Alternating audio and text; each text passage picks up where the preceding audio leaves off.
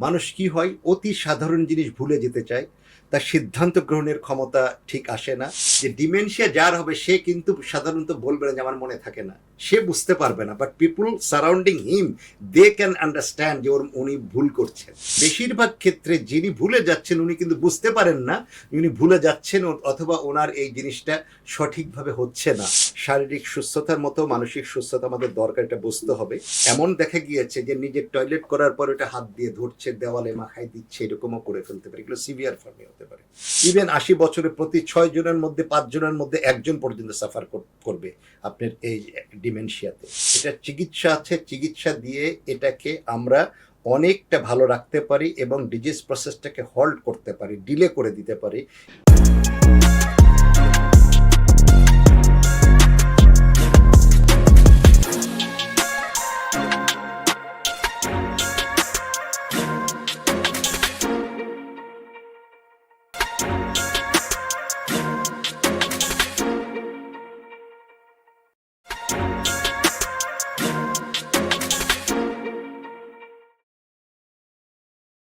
Alzheimer's বা dementia এটি এমন একটি ঘাতক রোগ যা বিশ্বব্যাপী ছেয়ে যাচ্ছে। বাংলাদেশও এর থেকে পিছিয়ে নেই।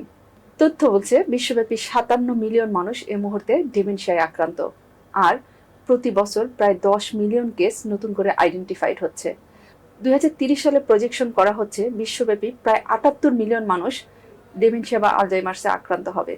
আলজাইমার্স বা ডিমেনশিয়াকে আমরা মনে করি বার্ধক্য হলে এটা স্বাভাবিকভাবে আসবে এবং এটা কোনো রোগ নয়। এই রোগটি সম্পর্কে সচেতন হওয়া আমাদের খুবই জরুরি। আজকে আমাদের সাথে আছেন আমাদের অতিথি ব্রিগেডিয়ার জেনারেল কামরুল হাসান। তিনি নিউরো সাইকিয়াট্রিস্ট হিসেবে কাজ করছেন বাংলাদেশ স্পেশালাইজড হসপিটালে। আমরা সরাসরি চলে যাব আমাদের অতিথির কাছে। ধন্যবাদ আপনাকে আমাকে এখানে আমন্ত্রণ জানানোর জন্য।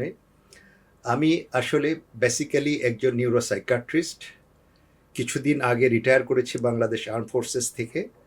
আমি ছিলাম সিএমএইচ ঢাকার অ্যাডভাইজার স্পেশালিস্ট এবং ডিপার্টমেন্টাল হেড হিসাবে, এবং বাংলাদেশ আর্ম ফোর্সেস মেডিকেল কলেজের ওখানকার প্রফেসর এবং ডিপার্টমেন্টাল হেড হিসাবে। রিটায়ার করার পরে আমি এখন কনসালটেন্ট হিসাবে কাজ করছি নিউরোসাইকিয়াট্রিতে বাংলাদেশ স্পেশালাইজড হসপিটাল শ্যামলীতে। আমি আমার স্পেশালিটি এমনি অ্যাজ এ হোল অ্যাডাল্ট সাইকিয়াট্রির উপরে কাজ করি, জেনেটিক সাইকিয়াট্রি। আবার ফেলোশিপ আছে আমার চাইল্ড সাইকিয়াট্রির উপরেও আমি কাজ করছি এবং অ্যাডিকশনের উপরে। অনেক ধন্যবাদ স্যার। আজকের পর্বটা হয়তো আমরা অনেক ভালো তথ্য পাবো। স্যার, প্রথমে যে বিষয়টা জানতে চাবো যে প্রবীণরা যখন আমরা একটা রোগ সম্পর্কে জানছি যেটা নীরব ঘাতক বলছে, যে বিশ্বব্যাপী বেশ প্রকোপ ফেলেছে, আলজাইমার্স বা ডেমেনশিয়া। এই আলজাইমার্স বা ডেমেনশিয়া যখন তারা আক্রান্ত হচ্ছেন, তার বেসিক সিমটমগুলো কী স্যার, যেটা দেখে একটা পরিবার বুঝতে পারবেন যে উনি আলজাইমার্স বা ডেমেনশিয়া এই ধরনের কোনো রোগে আক্রান্ত আছেন, এবং তার মানসিক স্বাস্থ্যটা নিয়ে কিভাবে কাজ করবেন ওই পরিবার? ধন্যবাদ। আপনি জানেন যে বার্ধক্যজনিত রোগ বা প্রবীণদের রোগ বলতে যেটা বোঝা যায়, এটাকে এখন বার্ধক্য কাদেরকে বলে আমাদেরকে বুঝতে হবে। আমরা আগে বলতাম যে 60 বছরের উপরে হলে বার্ধক্য। এখন অনেক সময় বলা হচ্ছে যে 65-এর উপরে বার্ধক্য বলা হচ্ছে। তবে আপনি যে রোগের কথা বললেন অ্যালজাইমার্স বা ডিমেনশিয়া, আসলে ডিমেনশিয়ারই একটা অংশ অ্যালজাইমার্স ডিজিজ। ডিমেনশিয়া তো অনেক ধরনের হয়, এইটার মেজর অংশ হচ্ছে অ্যালজাইমার্স ডিজিজ, প্রায় 60-80% ইয়ে থাকে। এটা সাধারণত অ্যাবাভ 60s এর রোগ, 60 বছরের উপরে হয়। তবে কোনো ডিমেনশিয়া যেমন ফ্রন্টোটেম্পোরাল ডিমেনশিয়া, এটা কিন্তু আর্লি অনসেট হতে পারে, যেমন ইভেন 45, 46 বা 50 এজেও হতে পারে। আবার ভাস্কুলার ডিমেনশিয়া, স্ট্রোকের পরে এটা আরও আর্লি এজে হতে পারে। এখন এটা হচ্ছে যে কোন ধরনের সিমটম হতে পারে। এখন যদি স্পেসিফিক্যালি বলে অ্যালজাইমার্স ডিজিজের কথা বলি, তাহলে কিন্তু ওই আমরা ফ্রন্টোটেম্পোরাল ডিমেনশিয়ার কথা বললাম অথবা যেটা আমরা ভাস্কুলার ডিমেনশিয়ার কথা বললাম, ওইটা বাদ চলে যাচ্ছে।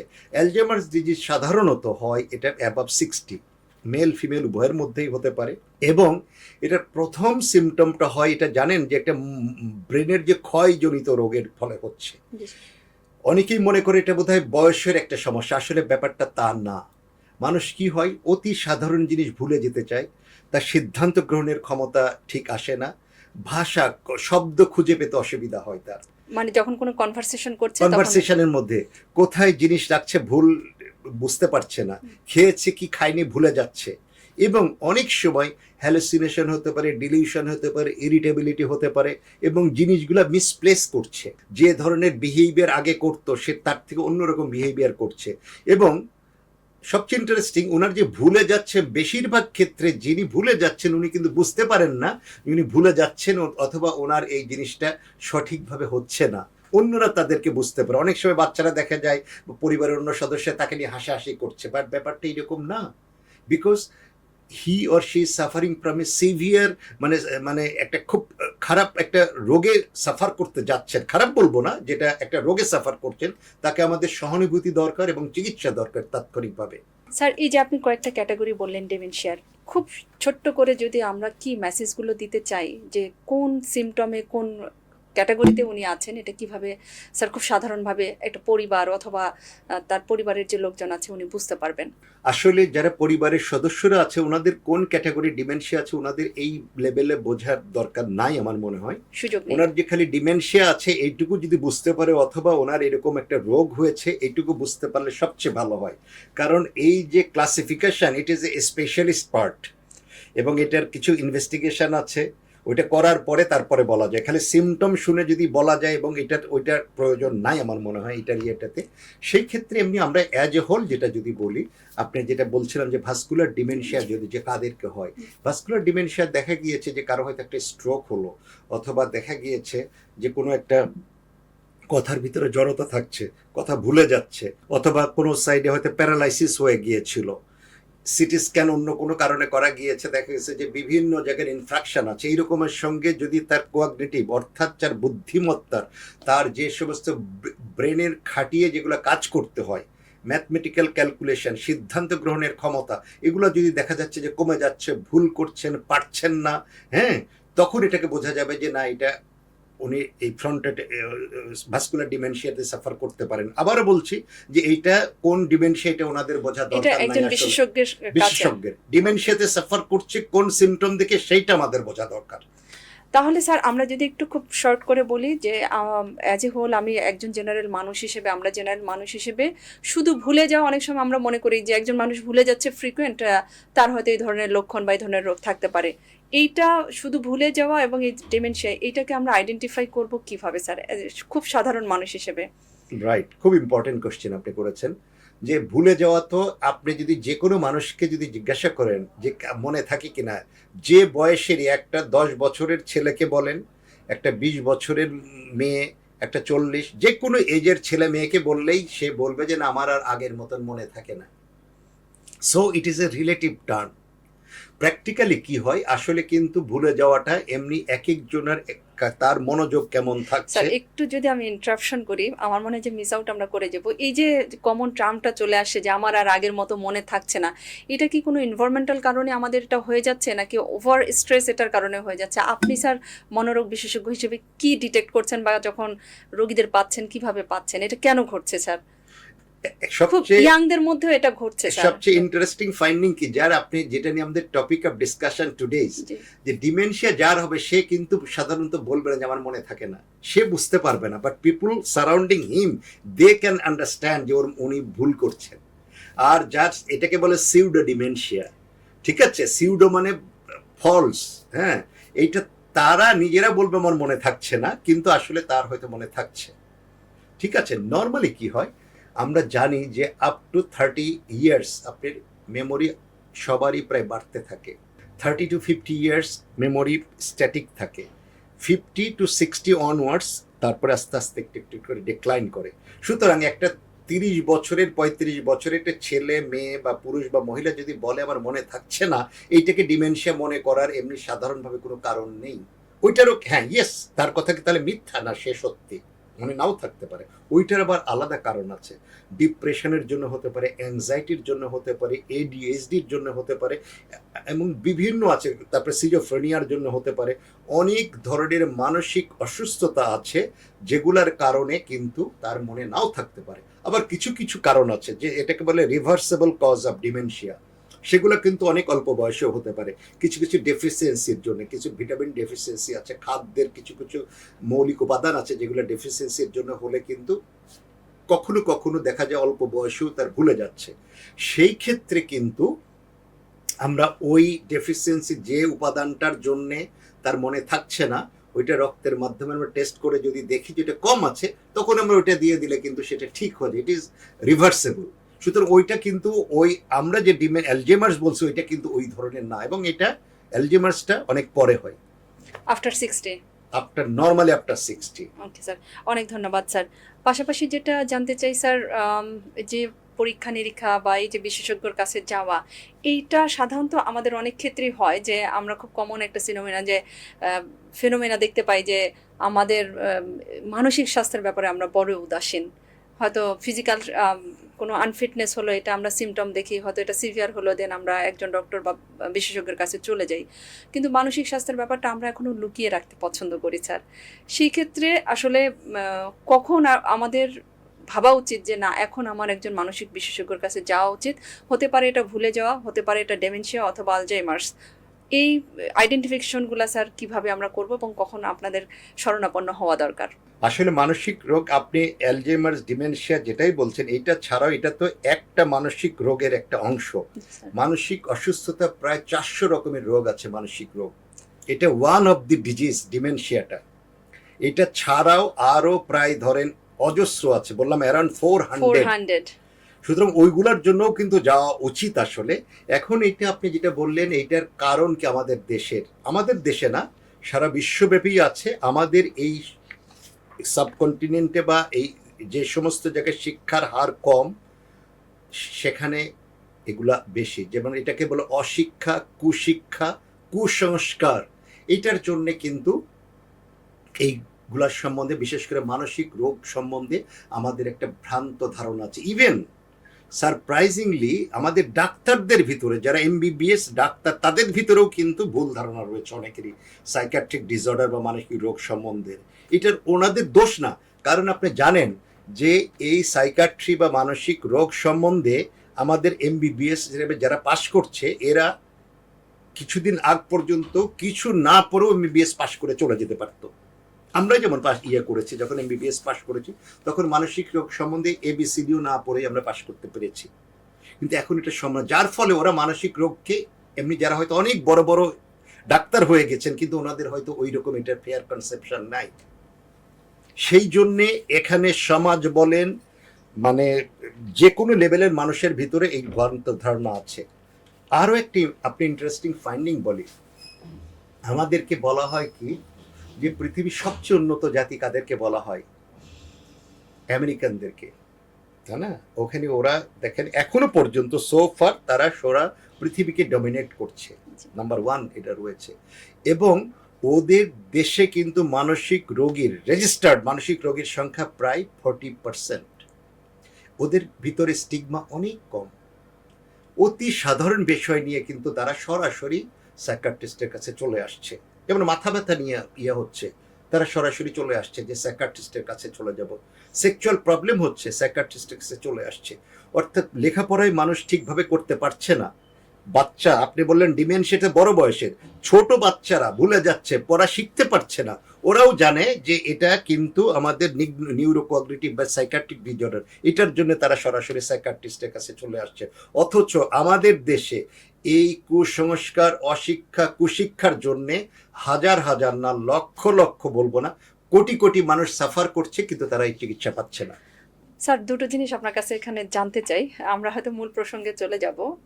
প্রথমত হচ্ছে স্যার, আমি আমার নিজের জন্য এটা ফার্স্ট যে অ্যারাউন্ড 400 মানসিক সমস্যায় আমরা ভুগি এবং আমরা এটা কনসার্ন না। বাংলাদেশের ক্ষেত্রে স্যার যে বিষয়টা আমরা একটু দেখি যে যথেষ্ট পরিমাণ সাইকিয়াট্রিস্ট, কাউন্সিলিং যারা করেন, এরা সাফিসিয়েন্ট না, এটা একটা সমস্যা।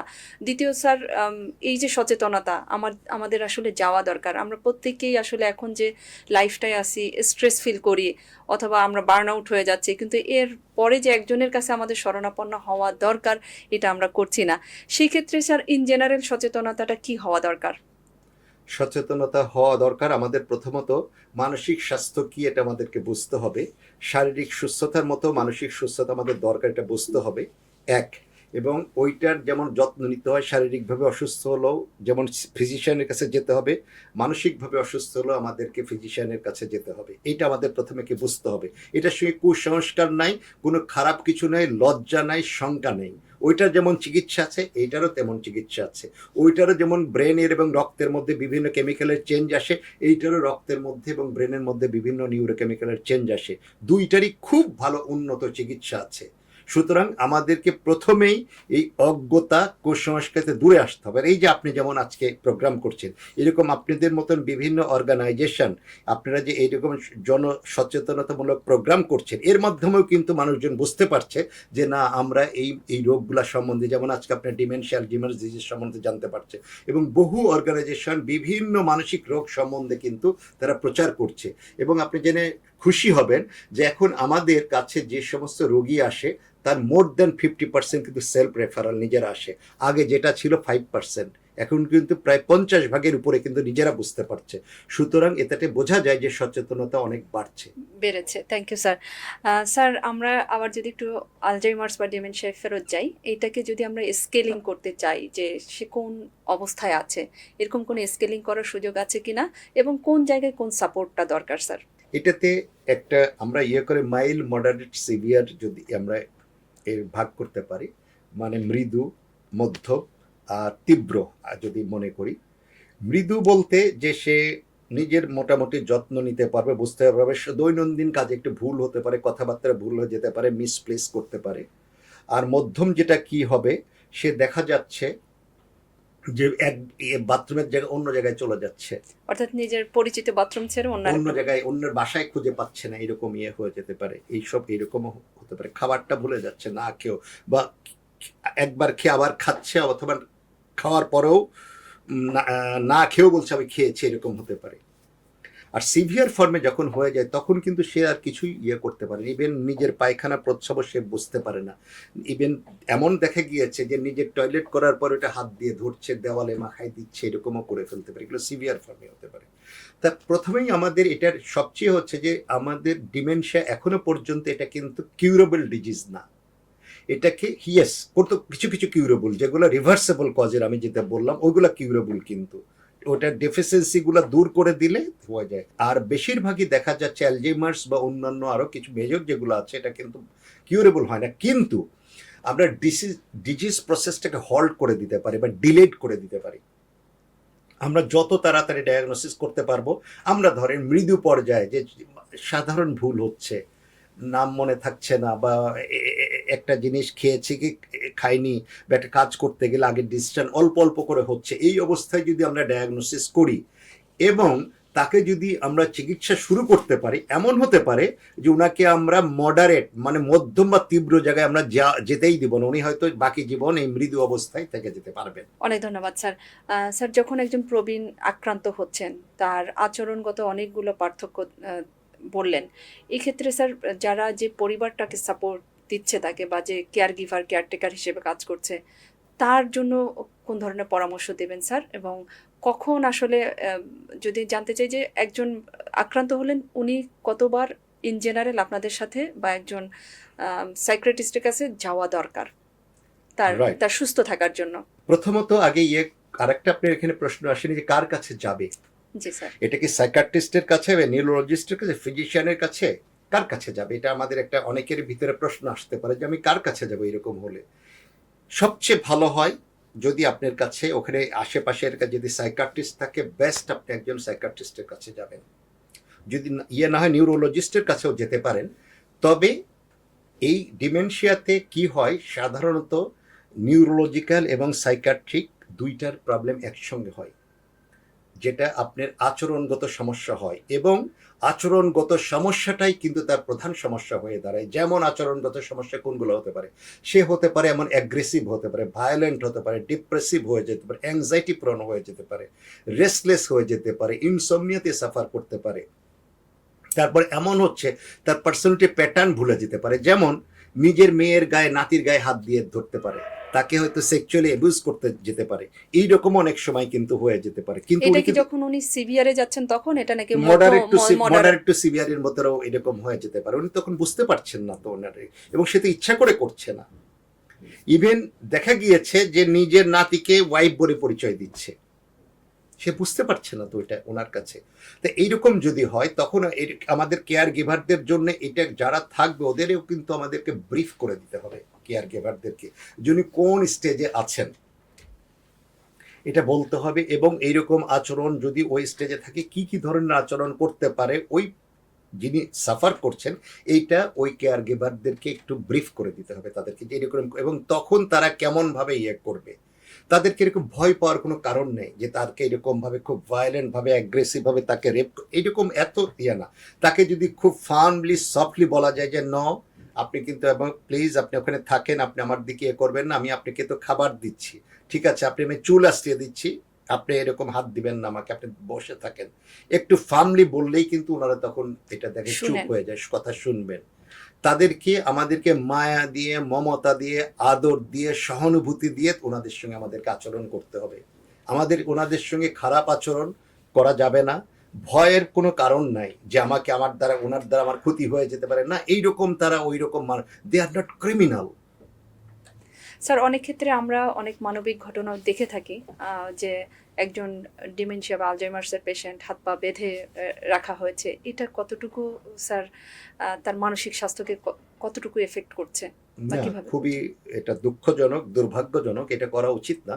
কারণ এখন আধুনিক এত চিকিৎসা ব্যবস্থা চলে এসেছে যেটার মাধ্যমে আমরা কিন্তু ঔষধের মাধ্যমে কিন্তু বেশিরভাগ এই জিনিসগুলোকে আমরা নিয়ন্ত্রণ করতে পারি।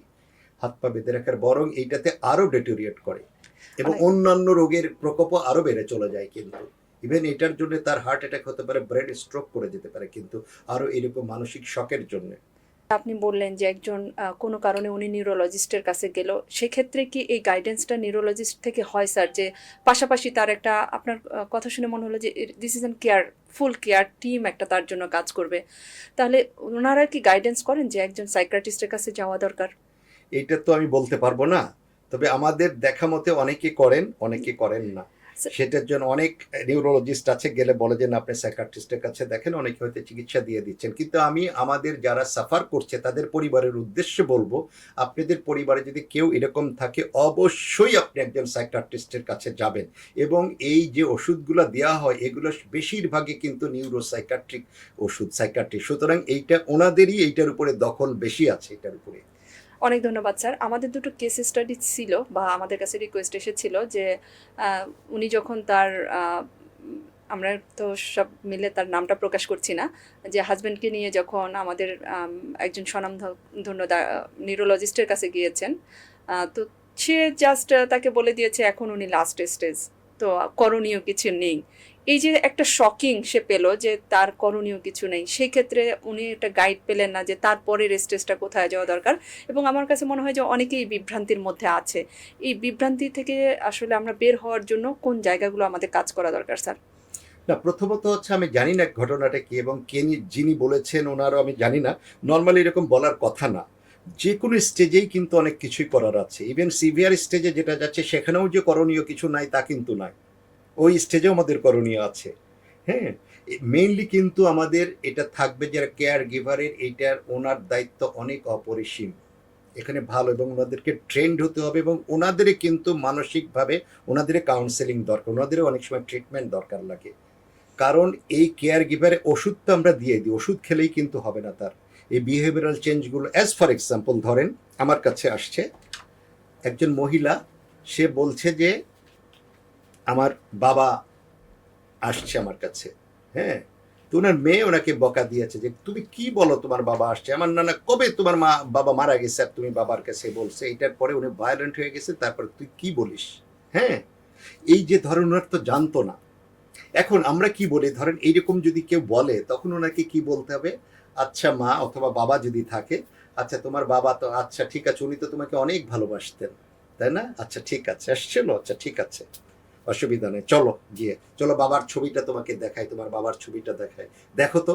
এরকম ভাবে বড় বড় করে ওনার যদি ছবি টাঙিয়ে রাখা যায় তখন উনি ছবি দেখলেন, কিন্তু তখন কিন্তু এক পর্যায়ে বুঝবেন যে ও ছবিটা, এবং তার পুরোনো জিনিস কিন্তু অনেক কিছু মনে থাকে। এই ডিমেনশিয়া হলো অনেক রিমোট মেমোরি, মনে রিসেন্টগুলো বলে যায় উনি যে না এটা কিন্তু রিসেন্ট মেমোরি, আর উনি যে ছিলেন এটাতে ওল্ড মেমোরি, ওল্ড মেমোরিটাই তার কাছে রয়েছে, রিসেন্টটা নাই।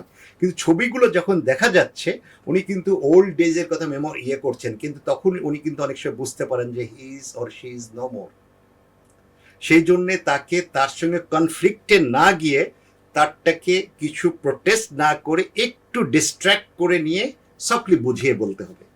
স্যার আরেকটা চমৎকার বিষয় চলে এসেছে যে মেমোরি লসের কথা বললেন। ইউজুয়ালি তারা আসলে কোন সময়টাকে মনে রাখতে পারে স্যার, নাকি র্যান্ডমলি যে কোনো একটা মোমেন্ট তারা মনে রাখতে পারেন যারা আক্রান্ত? যেমন স্যার একটু বললেন যে অনেক সময় পিছনের মেমোরিটা তার মনে আছে, ওই যে তার বাবা ছিলেন তখনকার মেমোরি মনে আছে। মেইনলি এটা কি হয় আপনি জানেন যে ডিমেনশিয়াতে কি হয়, নতুন জিনিস শিখতে তার অসুবিধা হয়, নিউ লার্নিং এটা ডিফিকাল্ট হবে, নতুন জিনিস মনে রাখ। পুরনো যেগুলো রিসেন্টগুলো বেশি ভুলতে থাকবে, আস্তে আস্তে ওল্ডগুলো ভুলতে থাকে। কিন্তু যত দেরি হবে, যত সিভিয়ার ফর্মে যাবে তত ওল্ড বেনে। ইভেন ধরেন একটা কাপ আছে, এটাকেও এক পর্যায়ে চিরুনিটাকেও হয়তো চিনতেও নাও পারতে পারে, কিন্তু আপনি নতুন আরেকটা জিনিস শেখালেন, একটা ধরেন এইটা যে একটা মাইক্রোফোন এটার ইয়েতে আছে, এটা গিয়ে তাকে শেখালেন, এর 3 বার নাম বলেন, সে এটার নামটা মনে রাখতে পারবে না। আসলে নিউ জিনিস লার্নিং এ প্রবলেম হচ্ছে, ওল্ডটা ভুলে যাচ্ছে, ওল্ডের মধ্যে যেগুলো মোর রিসেন্ট সেগুলো আগে ভুলছে, আর যত ওল্ডেস্ট সেটা একটু পরে ভুলছে। তার মানে সে ভুলে যাবে, বাট এটা স্টেপ বাই স্টেপ, আর নিউ লার্নিং এ ডিফিকাল্ট হবে। অনেক ধন্যবাদ স্যার। স্যার সেই ক্ষেত্রে আমরা যারা কেয়ার গিভার আছি এবং যিনি আমাদের আক্রান্ত প্রবীণ আছেন বা যে বয়সী হোক, সেক্ষেত্রে ডুজ এবং ডোন্টস বলে কিছু আছে কিনা, যে আমি আজ কেয়ার গিভার হিসেবে আমার এই জিনিসটা তার সাথে করা উচিত না বা ওইটা করা উচিত, এইরকম কোনো কিছু আপনি সাজেস্ট করবেন কিনা স্যার? রাইট, কিছু কিছু আমরা বলি, যেমন যদি থাকে, যদি মডারেট টু সিভিয়ার ফর্মে যায়, তাদেরকে আমরা বলি সাধারণত যত একটা ফ্যামিলিয়ার এনভায়রনমেন্টে রাখা যায় তত ভালো।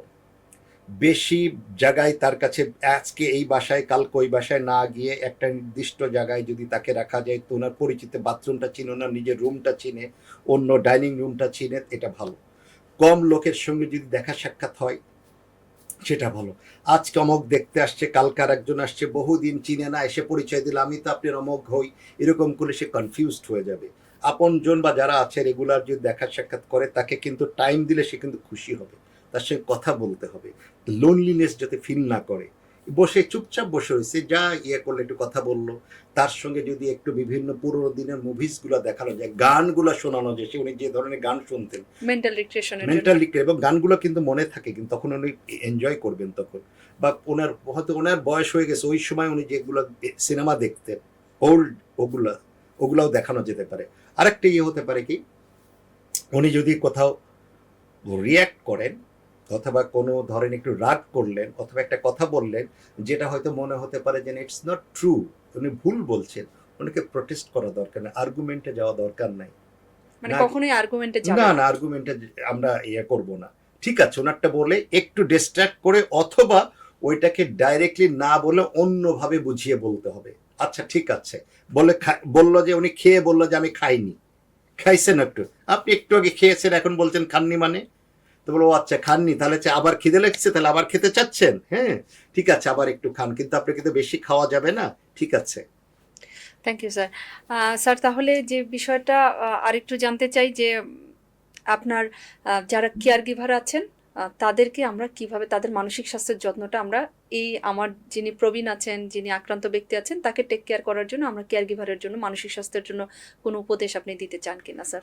কেয়ার গিভারদের জন্য অবশ্যই দরকার আছে। প্রথমত এটা বুঝতে হবে যে তারা যে কাজ করছে এটা খুব নোবেল একটা জব করছে।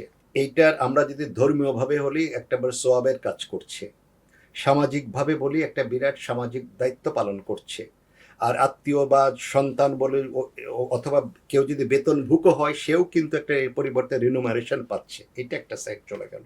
যে এই যে মানুষগুলাকে এরকম করছে, ওনারা এটাকে বুঝতে হবে যে উনি ইচ্ছা করে করছেন না, এবং উনি তার জন্য ক্ষতিকারক না।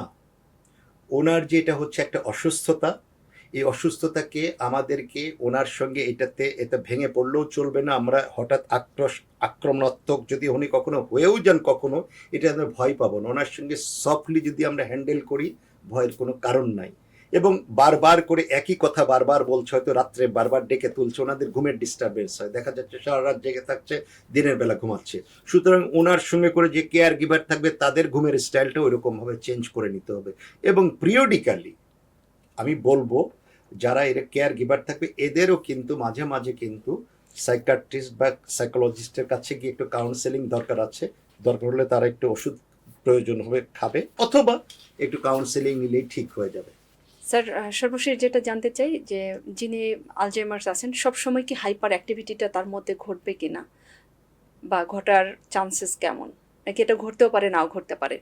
না, সবসময় ঘটবে তা না। অনেক সময় হাইপার অ্যাক্টিভ নয়, হাইপো অ্যাক্টিভও হয়ে যেতে পারে। একদম চুপচাপ হয়ে গেছে, ডিপ্রেসড হয়ে গেছে, কারোর সঙ্গে কথা বলছে না, খেতে চাচ্ছে না, উল্টা ভাবেও হতে পারে। কিন্তু বোধ ক্ষেত্রে স্যার, সেক্ষেত্রে করণীয়গুলো কি হতে পারে? করণীয় হচ্ছে যেটা থাকবে তার, আমাদেরকে যদি হাইপো অ্যাক্টিভ অর্থাৎ একদম ডিপ্রেসড হয়ে যায়, প্রথমত তার চিকিৎসা লাগবে।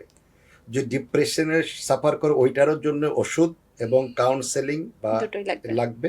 যদি হাইপার হয়ে যায় ওইটার জন্য ওষুধ এবং লাগবে, তার সাহায্য লাগবে কেয়ার গিভারের। কোনো কোনো ক্ষেত্রে পরিবার অনেক সময় চিন্তা করে স্যার যে তাকে ওল্ড হোমে দিয়ে দিবে, এটা কতটুকু স্যার তার জন্য ইফেক্টিভ হবে?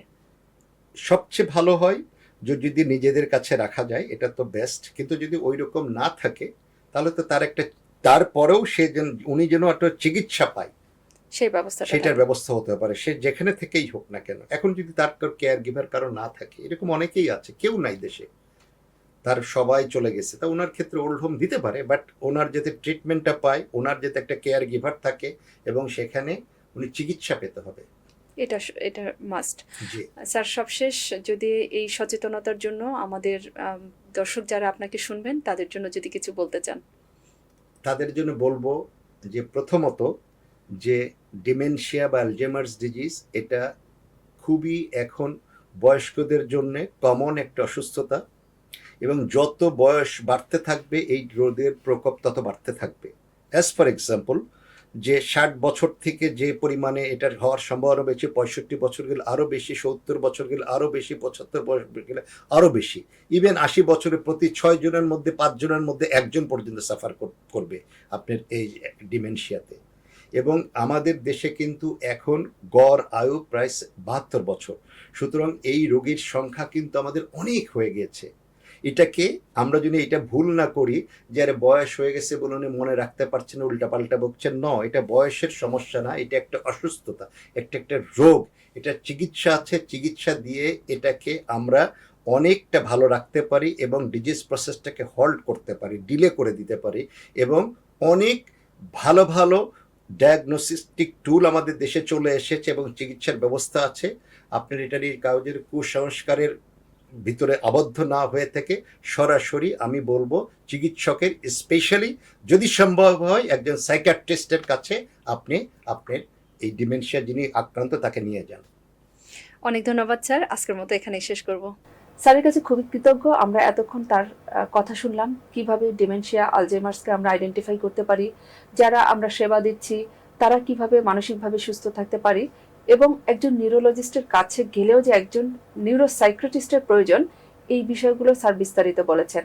সবাই ভালো থাকবেন, সুস্থ থাকবেন। নতুন আরেকটি পর্বে আবার দেখা হবে। সে পর্যন্ত আমি আলিফ আফরোজ আপনাদের কাছ থেকে বিদায় নিচ্ছি। অনেক ধন্যবাদ।